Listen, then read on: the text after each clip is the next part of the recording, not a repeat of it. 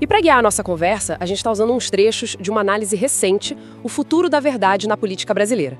É assinada pelo professor Ricardo Mariano e é de junho agora, de 2025. Uma análise bem oportuna, né? Muito. E o nosso objetivo aqui é tentar desvendar um pouco as forças que essa análise aponta como responsáveis por moldar e, vamos ser sinceros, muitas vezes distorcer a informação que circula por aí. E entender o impacto disso para a democracia, claro. Com certeza. O professor Mariano descreve um cenário bem complexo, sabe? Com vários atores ali influenciando o que a gente acaba vendo e, enfim, acreditando. Sim, não é uma coisa simples de um lado só. Não mesmo. Vamos tentar desempunhar isso, então. Uma ideia central que o Mariano traz é que certos grupos, ele foca especificamente em religião, tráfico e milícia. Grupos bem específicos. Sim. E a ideia é que eles acabam funcionando como tipo barreiras para a informação circular de forma livre e democrática. Como assim, barreiras? O argumento dele é que onde esses grupos têm mais poder, no território deles, eles conseguem distorcer as narrativas, conseguem calar quem discorda, sabe? Entendi. Impondo a própria versão dos fatos. Exatamente. O que ele chama de realidade parcial. E a consequência direta disso, segundo o texto, é que fica mais difícil para as pessoas terem acesso a informações diferentes, a visões de mundo mais pluralistas. E isso se conecta, né, com o que a análise também fala sobre a crise de credibilidade das instituições. Faz todo sentido. Como assim? Explica melhor essa conexão. Tem incapacidade de lidar com esse triângulo de poder informal, como o texto coloca? Triângulo, gostei do termo. Milícia, tráfico, religião. Isso. Pensa assim, milícia controlando o grupo de zap na comunidade. Pastor usando o púlpito para contestar a ciência ou o fato histórico. Facção mandando o jornalista local ficar quieto. Nossa, exemplos bem concretos. Pois é. Tudo isso, essa dificuldade do Estado em garantir a livre informação nesses espaços, acaba quebrando a ideia de uma verdade pública, uma base comum de fatos. Entendi. O que sobra são os pedaços, né? Fragmentos de verdade. Exatamente. E cada fragmento serve a um interesse específico, muitas vezes conflitante com o interesse público. E é nesse cenário todo fragmentado que entra um outro conceito que a análise explora bastante, a tal da guerra assimétrica de narrativas políticas. Ah, sim.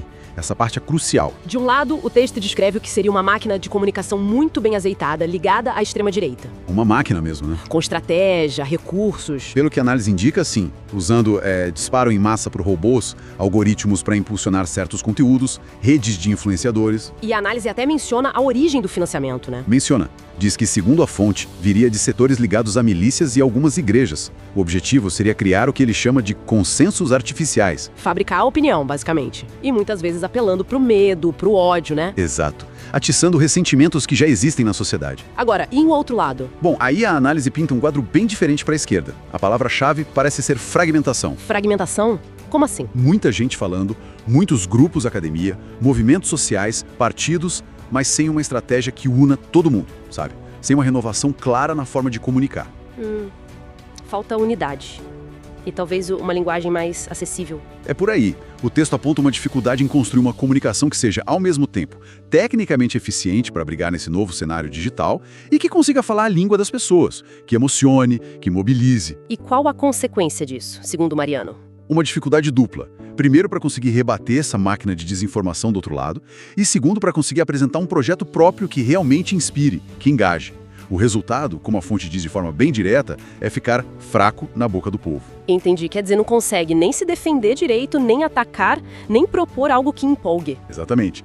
Fica uma comunicação mais reativa, talvez, e menos propositiva ou inspiradora. E o estudo não fica só na teoria, né? Ele cita exemplos: favelas, interiores dominados por um certo tipo de discurso religioso, regiões onde o crime organizado dita as regras. Sim, ele tenta mostrar onde isso acontece na prática. Mas também aponta algumas luzes, né? Aponta. Fala do jornalismo independente, que tenta furar esses bloqueios. Projetos de educação para a mídia são vistos como antídotos importantes. Mas... sempre tem um mas.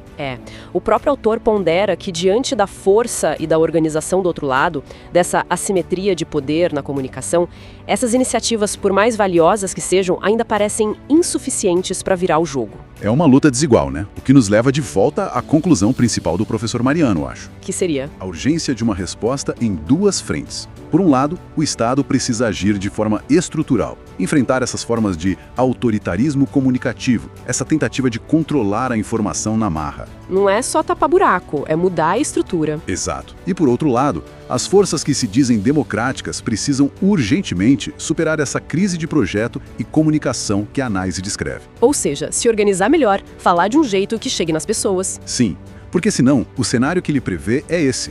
As verdades vão continuar sendo sequestradas por interesses que não são os da maioria e a desinformação vai seguir como uma arma poderosa na política. É um quadro preocupante, sem dúvida. E isso tudo que a gente conversou, baseado na análise do Mariano, me deixa com uma pulga atrás da orelha, sabe? Uma questão pra gente levar pra casa. Manda. Pensando nesse cenário todo, onde a informação é esse campo de batalha, com tantos interesses puxando pra lados diferentes, que ferramentas a gente pode buscar? Que abordagens, sei lá, no nosso dia a dia, ou mesmo como sociedade, para tentar chegar um pouquinho mais perto de uma compreensão mais clara, mais compartilhada da realidade que a gente vive? Uma ótima pergunta. Complexa, mas essencial. Fica aí a reflexão, né? Acho que vale a pena pensar nisso.